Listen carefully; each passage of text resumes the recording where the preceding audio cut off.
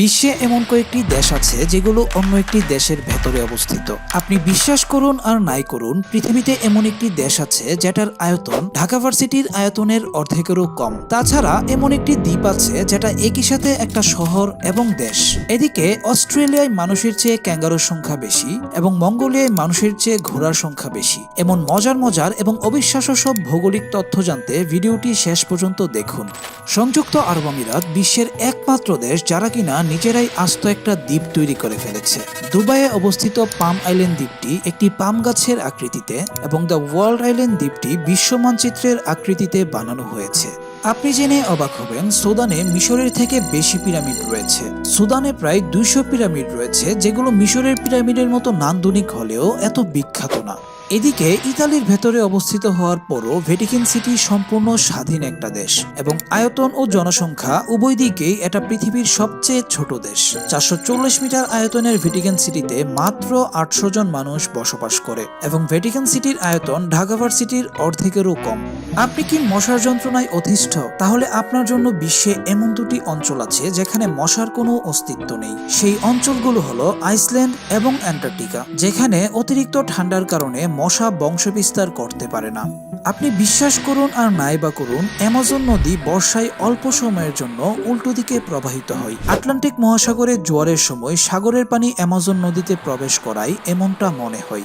ইন্দোনেশিয়াকে দেখে মনে হয় ছোট একটা দেশ, কিন্তু 17,500 দ্বীপ নিয়ে গঠিত ইন্দোনেশিয়ার পূর্ব প্রান্ত থেকে পশ্চিম প্রান্তের দূরত্ব 5,300 কিলোমিটার। এদিকে সৌদি আরবের রাজধানী রিয়াদ থেকে পর্তুগালের রাজধানী লিসবনের দূরত্ব 5,400 কিলোমিটার। সুতরাং বুঝতেই পারছেন ইন্দোনেশিয়া কত বড় একটা দেশ এবং একই সাথে ইন্দোনেশিয়ায় বিশ্বের সবচেয়ে বেশি মুসলিম বসবাস করেন। সাউথ আফ্রিকার ভেতরে অবস্থিত ছোট একটা দেশ লেসোথো। এছাড়া বিশ্বে এমন আরো দুটি দেশ আছে যেগুলো অন্য একটি দেশের ভেতরে অবস্থিত এবং সেগুলো হলো ভ্যাটিকান সিটি এবং সেন মারিনো। এই দুইটি দেশই ইতালির ভেতরে অবস্থিত।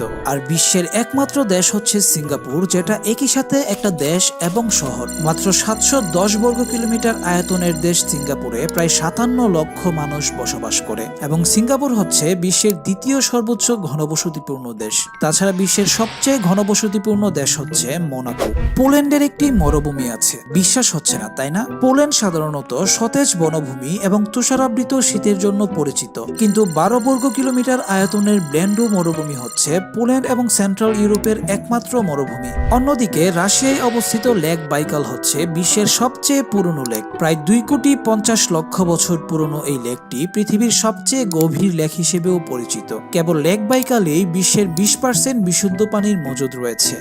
বেশিরভাগ মানুষ মনে করে নেপাল এবং তিব্বতে অবস্থিত মাউন্ট এভারেস্ট হচ্ছে মহাকাশ থেকে পৃথিবীর সবচেয়ে কাছের স্থান, কিন্তু প্রকৃতপক্ষে পৃথিবীর কেন্দ্র থেকে সবচেয়ে দূরে অবস্থিত চূড়া হচ্ছে ইকুয়েডরের মাউন্ট চিম্বোরাজু। অসংখ্য দ্বীপ নিয়ে গঠিত অস্ট্রেলিয়া, ইন্দোনেশিয়া বা জাপান নয়, বরং কানাডা হচ্ছে বিশ্বের সবচেয়ে বড় উপকূলবর্তী দেশ। কানাডায় অবস্থিত অসংখ্য লেক এবং দ্বীপের জন্য কানাডার রয়েছে 2,43,000 কিলোমিটার আয়তনের বিশাল উপকূল। টেকটনিক প্লেটের মুভমেন্টের জন্য আফ্রিকা মহাদেশ থেকে সাউথ আমেরিকা মহাদেশ প্রতি বছর কয়েক সেন্টিমিটার করে দূরে সরে যাচ্ছে। আপনি যদি আফ্রিকার কোনো দেশ থেকে সাউথ আমেরিকান কোনো দেশে ভ্রমণ করতে যান, তাহলে আপনার হয়তো কিছুটা দূরত্ব বেশি কভার করতে হবে। তাছাড়া প্যাসিফিক মহাসাগর ধীরে ধীরে সংকুচিত হচ্ছে এবং আটলান্টিক মহাসাগর বড় হচ্ছে এবং এর পেছনের কারণও টেকটনিক প্লেটের মুভমেন্ট। স্পেনের রাজা ফিলিপ II নামানুসারে ফিলিপিন্স দেশটির নামকরণ করা হয়, কিন্তু স্পেন থেকে স্বাধীন হবার পরও ফিলিপিন্সের জনগণ তাদের দেশের নাম পরিবর্তন করেনি।